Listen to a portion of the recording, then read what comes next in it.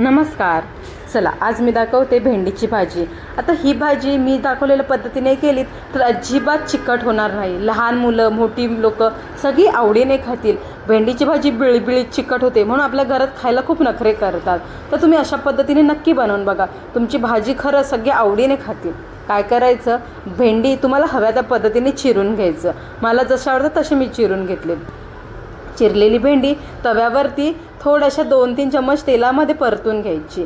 त्याच्यामध्ये 2-3 आमसुलं टाकायची किंवा लिंबाचा रस टाकायचा आणि छान अशी भाजून घ्यायची. तर त्याच पद्धतीने कांदा पण कापून घ्यायचा.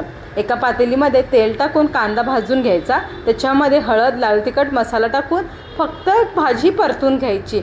मी खरं सांगते, ही भाजी इतकी तुम्हाला आवडेल ना, 2 चपात्या तुम्ही ह्या भाजीसोबत जास्तच खाल. तुमची मुलंसुद्धा अशी भाजी नक्की आवडीने खातील. बरं, तुम्हाला माझ्या रेसिपीज आवडत असेल तर चॅनलला सबस्क्राईब नक्की करा. Bye bye.